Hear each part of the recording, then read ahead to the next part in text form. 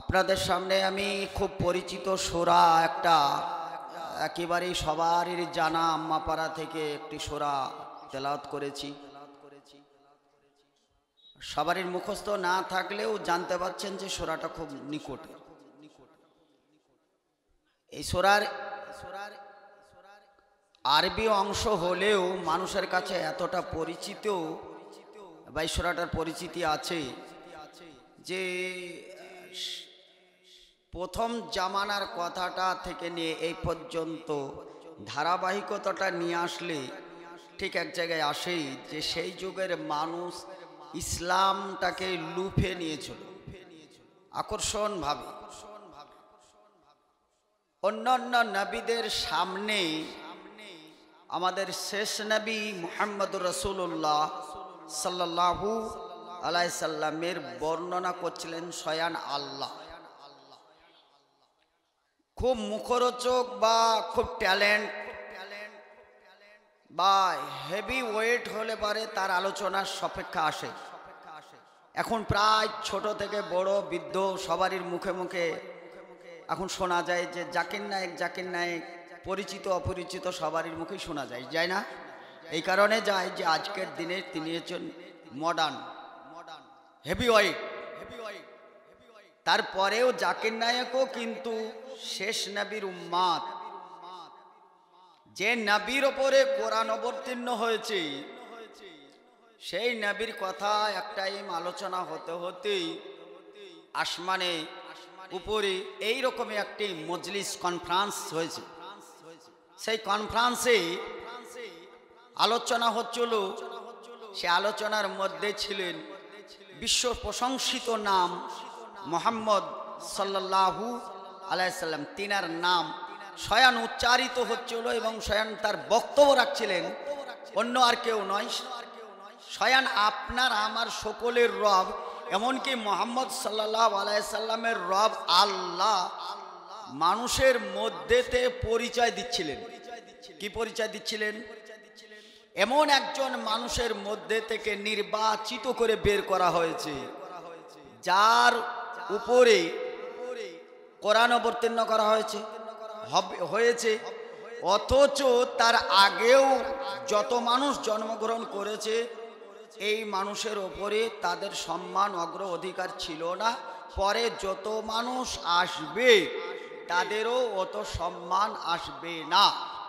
যার সবার উপরে সম্মান, যে লোকটি প্রশংসিত নাম মুহাম্মদ সাল্লাল্লাহু আলাইহি সাল্লাম। এই যে বারবার আপনাদের সঙ্গে একটা মত বিনিময় করতে গিয়ে আপনারা মুহাম্মদ বলছি, পরে পরে আপনারা সাল্লাল্লাহু আলাইহি সাল্লাম শব্দটা ব্যবহার করছি না? যে বলছে সেও বলছে, যে শুনছে সেও বলছে। আপনার আমার যেহেতু অত এলেমের তড়া নেই, অতটা আমরা শিক্ষিত লোক নয়, বুঝতে পারি না, কিন্তু আল্লাহর দেওয়া বিধান থেকে যতটুকু আমরা বের করে যে জ্ঞানটুকু পেয়েছি সেই জ্ঞান থেকে এতটুকু বুঝতে পারা গেছে যে আল্লাহ রাব্বুল আলামিন যে মুহাম্মদের নামের সঙ্গে উম্মতের এই সাল্লাল্লাহু আলাইহি সাল্লামটাকে জড়ি দিতে গিয়ে বলেছেন কোনো মানুষ দান করে না, সাদকা করে না, সে চরম বখিল হতে পারে। সে লোকটা বখিল, এটা হতে পারে তার অর্থের বিনিময়ে দান করতে পারেনি।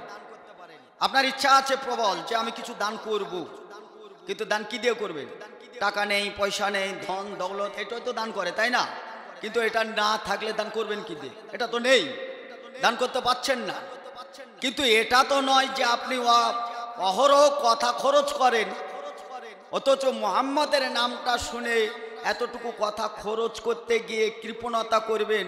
এতে টাকাও লাগে না, পয়সাও লাগে না, এতে শ্রমও লাগে না, আর এতে কৃপণতার কোনো ব্যাপারও থাকে না।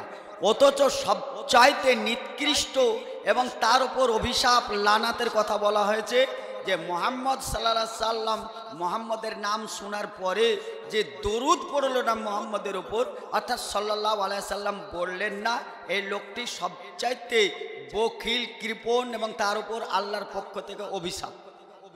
তাহলে ভারী হলো না বিষয়টা? আচ্ছা, এটা তো আমি সাল্লাল্লাহু আলাইহি সাল্লাম না বলার কারণে এই অভিশাপটা আসলো। বললে লাভটা কি? যদি আমি এই দরুদটা পড়ি তার লাভ তো কিছু আছে, এই লাভটা কি? এই লাভটা আপনার ব্রেন দিয়ে আমার ব্রেন দিয়ে বললে হবে না। এটা কার ব্রেন দিয়ে বলতে হবে?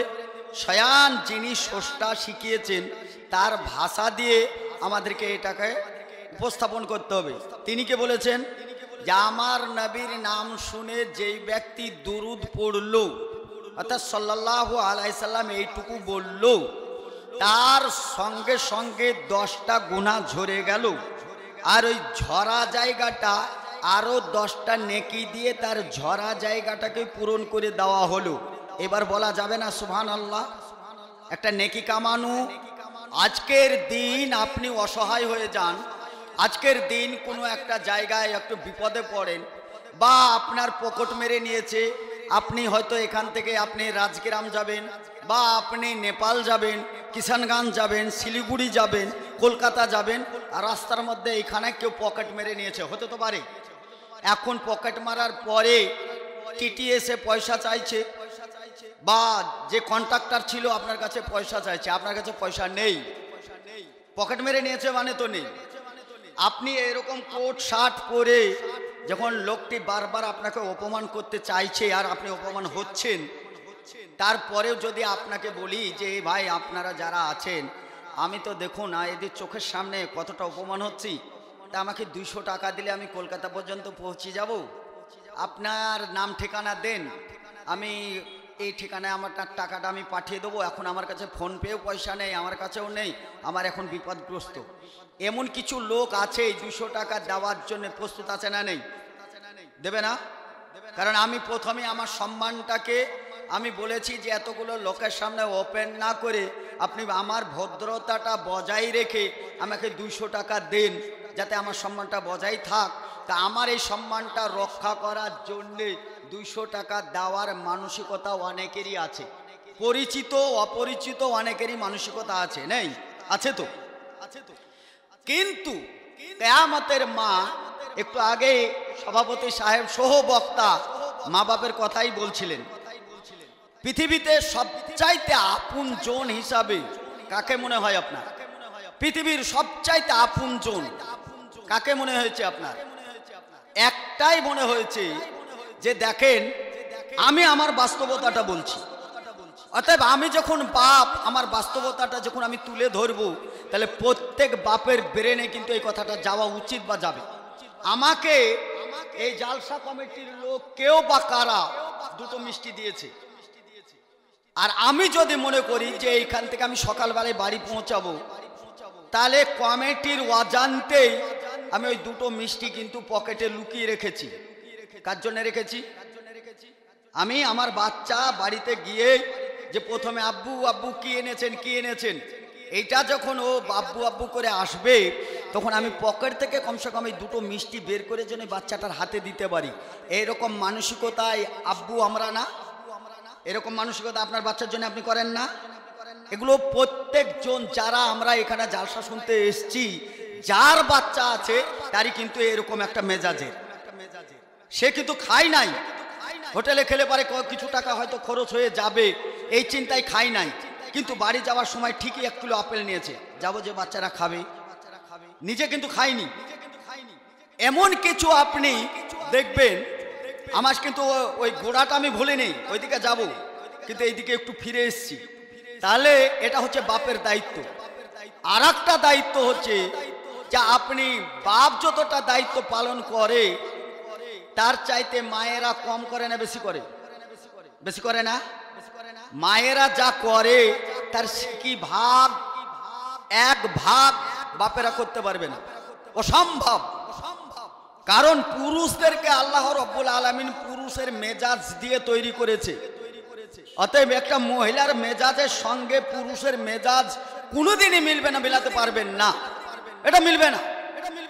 আপনি আপনার দৃষ্টিকোণ একরকম, আর বিজ্ঞানের থিওরি আর তাদের ল্যাব মেশিন পত্র দিয়ে মাপা বেদনা পেন আর এক রকম। আপনার পেনটা কতটা হচ্ছে, এই যে হাঁটুতে আপনার ব্যথা, মৌখিক বলছে উ আ করছেন, আপনি বলে বোঝাতে পারবেন যে কতটা এখানে পেন আছে? ব্যথাটা কত বলতে পারবেন না? বলতে পারবেন না। কিন্তু এখানে মেশিন ভিড়ি দিয়ে ঠিক ডাক্তাররা মেপে বলে দিতে পারবে মোটামুটি আপনার এই হাঁটুতে 60 পাউন্ড ব্যথা আছে। বলতে পারবে না? কিসের সাহায্যে বলবে? বিজ্ঞানের থিওরি এবং মেশিনের সাহায্যে পরপর পরপর করে উঠে আসবে। প্রচন্ড ব্যথা, যন্ত্রণা, মাথা তুলতে পারছেন না, আর একেবারে কতরাচ্ছেন, আহা করছেন। আপনি বলতে পারবেন জ্বর কতটা আছে? বলতে পারবেন না। আপনার বগলের ভিতরে একটা থার্মোমিটার ভরে দিলেই কিন্তু তার একটা মিটার উঠে চলে আসবে, বাপরে 105 ডিগ্রি জ্বর আছে। বলতে পারবে না? এটা বিজ্ঞান কিন্তু থিওরি দিয়ে আপনার জ্বরটা মেপে দিতে পারবে, পেন মেপে দিতে পারবে, ব্যথা বেদনা মেপে দিতে পারবে। কিন্তু একটা বাচ্চা জন্ম দিতে গিয়ে, একটা বাচ্চা জন্ম দিতে কতটা পেন হয় পৃথিবীর কেউ বলতে পারবে না। যার বাচ্চা হয় সে ছাড়া আপনি আপনার পেন সম্বন্ধে আপনি মানুষকে বোঝাতে পারবেন না কতটা হয়। একটা হাড় ভাঙলে কতটা ব্যথা আপনি মানুষকে বোঝাতে পারবেন না, কারণ আপনি যতই বোঝান, আমার তো হাড় ভাঙে নাই, আমি বুঝবো কি দিয়ে? কিন্তু আপনার ভাঙা হাড়ের ব্যথা আপনি শব্দে, নাকে, মুখে, চোখে সব জায়গায় ব্যথা অনুভব করলেও কিন্তু আমি কিছু বুঝতে পারি না। পারি? শুনুন, একটা বাচ্চা নবজাত প্রথম বাচ্চা জননীর মা হতে গিয়ে 20টা হাড় একসঙ্গে মড়মড় করে ভেঙে দিলে যতটা ব্যথা অনুভব হয়, একটা বাচ্চা জন্ম দিতে তার চাইতে বেশি ব্যথা অনুভব করে একজন নবজাত মা শিশু জন্ম দিতে। যে সুবহানাল্লাহ বললেন না? আচ্ছা, যারা এখানে এসছি আর যারা জালসা করছি প্রত্যেকে কিন্তু এই যন্ত্রণা দিয়ে এখানে এসছি, আসি না?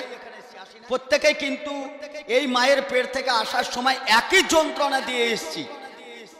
আসার পরে আজকে এত শিক্ষিত যুগ, হায়ার এডুকেটেড, তারপরেও আজকে বাপ বলতে অস্বীকার করে আমরা সমাজে চলাফেরা করি। অনেকেই দেখা যায় হায়ার এডুকেটেড, ভালো শিক্ষিত লোক, ছেলে, সমাজে তার নাম ধাম সব ঠিক আছে, গোপন সূত্রে খবর নিয়ে দেখবেন তার বাপকে ভালোভাবে কথা বলে না, তার মাকেও মা বলতে চাই না। কেন এটা হয়েছে?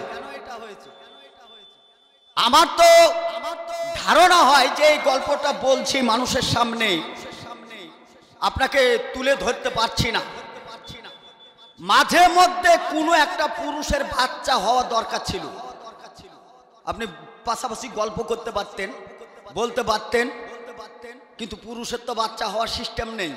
কেন নেই? এই মেয়েটা এতটা 20টা হাড় ভাঙার ব্যথা যন্ত্রণা নেওয়ার পরে ওই মেয়েটিও বলে যে এই বাচ্চাটা হওয়াতে যা হলো হলো, আমার সর্বনাশ হলো, মৃত্যুর ঘর থেকে ঘুরে এলাম। আর যদি বার মৃত্যু হয়ে যায়, অনেক মা মারা যায় না? অনেক মা মারা যায়। তো এই যে মাটা মারা যায়, এই মাটাকে উপহার দেওয়া পৃথিবীর কেউ না থাকায় তিনি কিন্তু তেনার রব দায়িত্ব নিয়েছেন। এই দায়িত্বটা কে নিয়েছেন? স্বয়ং আল্লাহ। আল্লাহ রাব্বুল আলামিন যে দায়িত্বটা নিয়েছেন, এই আল্লাহ রাব্বুল আলামিন বলছেন, এই মা যদি কোনো নবজাত শিশু জন্ম দিতে গিয়ে সে যদি মারা যায়, তাহলে এর প্রাইজ কেউ না দিলেও আমি তার রব, আমি তার ঠিকই প্রাইজ রেখেছি, শহীদের মর্যাদা রেখেছি তার জন্যে। শহীদের মর্যাদা, শহীদের মর্যাদা তারা হয় যাদের হিসাব নিকাশ আল্লাহ গ্রহণ করেন না, নেবেন না, ডাইরেক্ট জান্নাতের চাবি খুলে তারা জান্নাত ভোগ করবে। অথচ এই মা তার জান্নাতের চাবি, তার মৃত্যুর শহীদের মর্যাদার কথা বলেছে। আজ যদি বেঁচে থাকে তাহলে সেই মেয়েটা সিদ্ধান্ত নেয় যে এই বাচ্চাটার পরে স্বামীর ঘর আর করব না, পাশাপাশি আর থাকবো না, এরপরে এই বাচ্চায় যন্ত্রণায় আর নিব না। এইভাবে বাচ্চা থেমে আছে, এইভাবে বাচ্চা থেমে আছে না বাচ্চা হয়? এইভাবে বাচ্চা হয়, থেমে নেই। অথচ এই ভালোবাসা সারা পৃথিবীর সবচাইতে মধুর বাণী একটা শব্দ ছিল, যে শব্দটা ছিল ময়াকার। ময়া আকারে কি হয়? সবাইকে বলতে হবে, মা বলতে হয়।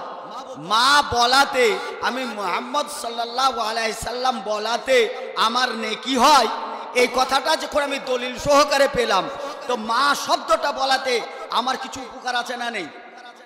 কি উপকার আছে আমি জানি না, কারণ আমার অত জ্ঞান নেই। কিন্তু আমাকে জ্ঞান অন্বেষণ করতে হবে কোথা থেকে? আমাকে জ্ঞান অন্বেষণ করতে হবে সেই মুহাম্মদ সাল্লাল্লাহু আলাইহি সাল্লামের থিওরি থেকে। কেউ যদি মায়ের দিকে সুনজরে তাকায়, কেউ যদি মায়ের দিকে সুনজরে তাকায় আর মাকে দুটো মিষ্টি খাওয়ানোর কথা নয়, দুটো মিষ্টি কথা বলে, আল্লাহ রাব্বুল আলামিন বলছেন এই সুনজরে তাকানো আর দুটো মিষ্টি কথা বলায় আল্লাহ রাব্বুল আলামিন বলছেন তার আমলে কবুল হজের নেকি দেওয়া হবে। বলা যাবে না একবার সুবহানাল্লাহ? যেহেতু নেকির আশা তো আমরা করি না, নেকির তো প্রয়োজন নেই ওইভাবে, যার জন্য আজকে মাকে মা বলতে অস্বীকার করাই অনেকেই অজান্তে। মাকে মা বলা তো বলেই না, বরঞ্চ শাশুড়িকে মা বলার কায়দা দেখে মনে হয় এই মনে হয় পেটে রেখেছিল, হয় না এরকম? মাকে তো মা বললেই চলে, এতটুকু বলে না। শাশুড়িকে কি বলে? আম্মা জান ভালো আছেন। কত ভদ্রতা লাগে, আম্মা জান ভালো আছেন। আপনি কোনোদিন আপনার আম্মা জানকে আম্মা জান ভালো আছেন কথাটা বলেছেন? বলেন নাই। আপনারা যারা জালসা শুনতে এসছেন আর যারা আমরা জালসা করতে এসছি, একটা পরীক্ষা করুন দেখি। আজকে আমার বিয়ে হয়েছে, আজকে আমার বিয়ে হয়েছে, আমি বিয়ের মণ্ডপ ছেড়ে এখানে জালসা করতে এসছি। আমার এই কথাটা শুনে মিথ্যে মনে হচ্ছে না? লজিক্যালি এটা মিথ্যে কথা, কারণ আমি তো বিয়ে করে এখানে জালসা করতে আসি নাই। কিন্তু এটা বাস্তবতাটাকে সামনে নিয়ে আসার জন্যে আপনাকে খাড়া না করে, ধরুন আজকের দিন আমি নতুন জামাই, আমারটাকে খাড়া করলাম। আজকের নতুন জামাই আমি শ্বশুরবাড়ি অষ্টমোল্লা করছি। এখন অষ্টমোল্লা, অষ্ট কাকে বলে? অষ্ট আটকে বলে না? আটকে অষ্টমোল্লা বলে তো। আজকে আর অষ্ট থাকে না, মাসের মাস মাস কাবরা চলে। এই অষ্টটা বাদ দিয়ে এখন মাস কাবরা জামাই বলার দরকার, কারণ বসে বসে খেতে পাচ্ছে। শুরু কিলকিলে এসছিল, গদ্দন মোটা হয়ে বুলেট হয়ে বাড়ি যাচ্ছে। ও বাপের জন্মে খেতে পায়নি যেটা শ্বশুরের ঘরে খায়, বসে বসে শ্বশুরের অন্ন ধ্বংস করছে। যদি আপনার কোরআন না জানা থাকে, যদি হাদিস না জানা থাকে, ওই যতদিন খাচ্ছেন ওই খাবারের হিসাবটা আপনি কার থিওরিতে দিবেন? রসুলের থিওরি হচ্ছে, রসুলের থিওরি মানে রসুল সাল্লাল্লাহু আলাইহি সাল্লাম হচ্ছেন পথ প্রদর্শক। আপনাকে রাস্তা দেখিয়েছেন, ট্রাফিক। চৌরাস্তায় দাঁড়িয়ে বিপজ্জনক রাস্তা থেকে বাঁচিয়ে আপনাকে সঠিক রাস্তা দেখানোর জন্য যত নবী ও রাসূলরা এসেছিলেন তেনারা ট্রাফিকের কাজ করেছেন, হাত দেখিয়েছেন, বাবু এই হাতটা জাহান্নামের, এই হাতটা জান্নাতের, এরকম করেনি? ডান হাতটা, এই হাতটা উত্তম, এই হাতটা অধম, এরকম করেছেন। রাসূল সাল্লাল্লাহু আলাইহি সাল্লাম যেহেতু ট্রাফিক, তিনি বলেছেন কোনো বাড়িতে যাওয়ার পরে আপনি তার জন্য মেহমানি করতে পারবেন অনলি 3 দিন। কয়দিন পাবেন আপনি? প্রথম দিন গেলেন, সেই দিন আপনার জুতা মোজা এগুলো সব নোংরা টোংরা নিয়ে গেলেন, হয়তো তার বাড়ি উঠলেন, সেও হয়তো আনরেডি ছিল।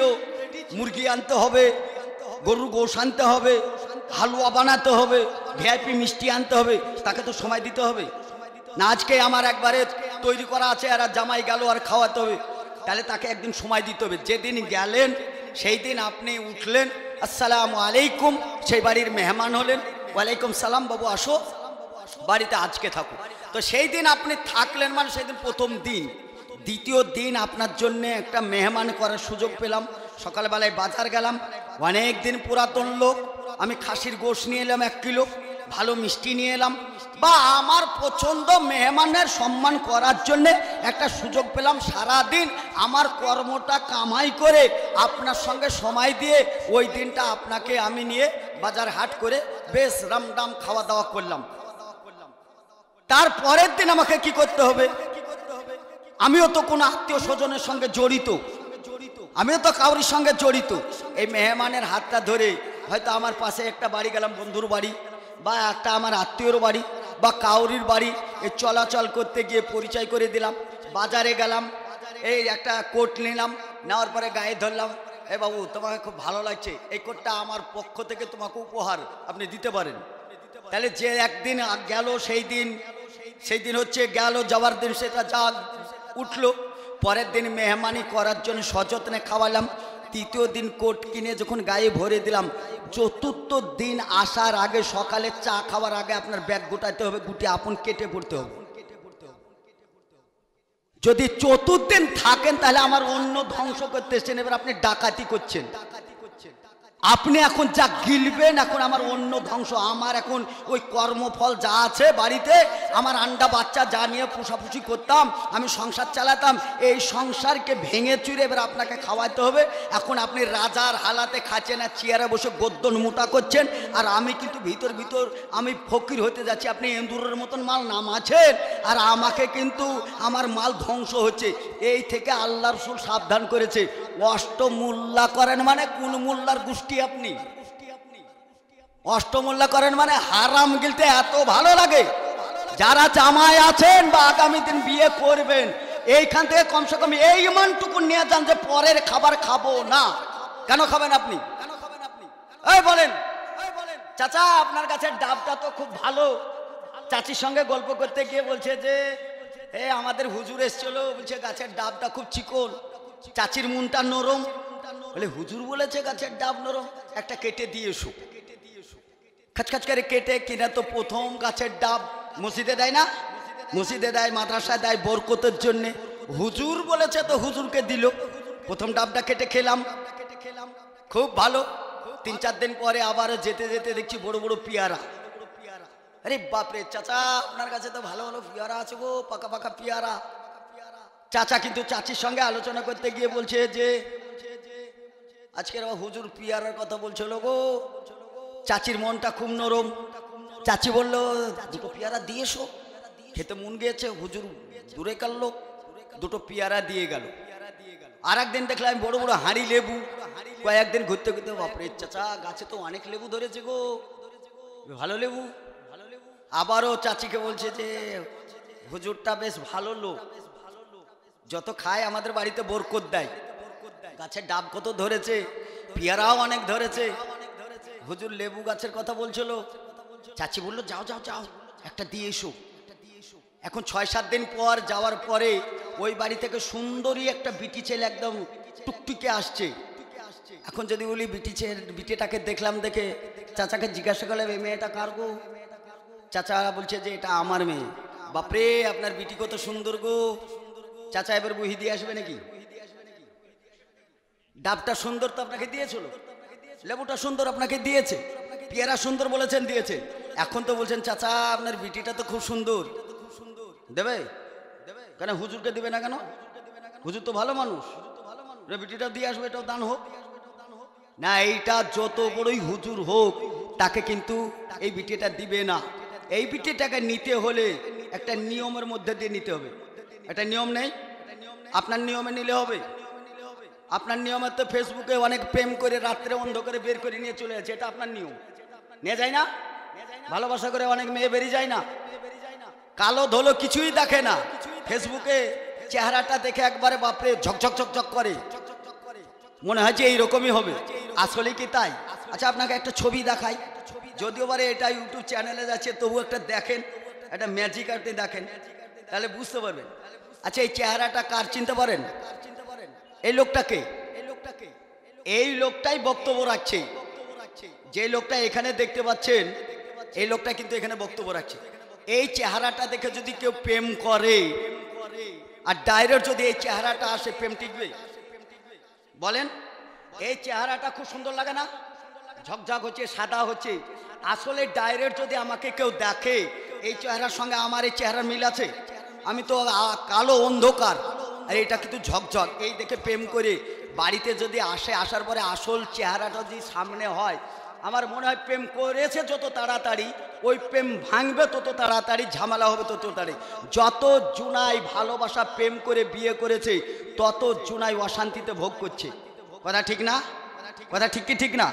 কেন বলেন তো? এতে কোনো বরকত নেই, এতে রসুলের কোনো আদর্শ ছিল না, আল্লাহর কোনো অনুমতি ছিল না। তারপরে যারা এখানে প্রেম করে বিয়ে করছেন, প্রেম করছেন, আপনাদের জন্যে একটা কথা বলি, বিশ্বনবী জনাবে মুহাম্মদুর রাসূলুল্লাহ সাল্লাল্লাহু আলাইহি সাল্লাম বলেছেন, কেউ যদি এরকম প্রেম করে ভালোবাসা করে রাত্রির অন্ধকারে বাপ ছাড়াই ওই মেয়েটাকে বের করে নিয়ে গিয়ে যদি এই সমস্ত ভারতবর্ষের ইমামদের কথা বলছি না, কাবা শরীফের ইমাম সারা পৃথিবীর শ্রেষ্ঠ জায়গা কাবা, যেখানে মানুষ টাকা পয়সা খরচ করে হজ করতে যায়, ওই কাবা শরীফের ইমামের পিছনে সালাত আদায় করলে মানুষ সৌভাগ্য মনে করে। ওই লোকটি যদি আমার বিবাহ পড়ায়, আমার সৌভাগ্য মনে হবে না? যদি কাবার ইমাম আমার বিয়ে পড়ায়, সৌভাগ্য মনে হবে না? আপনার আমার মনে হতে পারে। যদি কেউ রাত্রির অন্ধকারে আমার মেয়েকে বের করে নিয়ে গিয়ে কাবা শরীফের ইমামের কাছেও বিয়ে পড়ায়, আর তারপরে যদি ভালো করে রসুলের সুন্নাত মোতাবেক খুতবা দেয়, তারপরে ওই বিবাহ পড়ানো এবং ওই বিবাহ হারাম। কেন হারাম? কারণ মেয়েটা আমি, মেয়ের বাপ আমি, আমার মেয়ে বিনা গার্জেন, বিনা ওয়ালি, তার বিনা অনুমতিতে কাবার ইমাম বিয়ে পড়ালে সে বিয়ে হারাম। এই হারাম কাজটা সমাজে হয় কি হয় না? হয় না? অনেকে রাত্রে অন্ধকারে অমক হুজুরের কাছে বিয়ে পড়ালছি। আরে তুই হুজুরের কাছে বিয়ে পড়া আর খেজুরের কাছে পড়া তুই কি সমান? ওসব হারাম। বাপের অনুমতি ছাড়াই বিবাহ করা হারাম। এমএলএ সাহেবদের তো আবার বিজি বেশি, ছাড়তেই হবে। ভাই আসসালামু আলাইকুম। আমরা সৌভাগ্যবান, যেমন আমাদের বিধায়ক সাহেব মনিরুল ইসলাম সাহেবকে আমরা পেয়েছি। এই ইসলামী মহতি সবাই এসছে।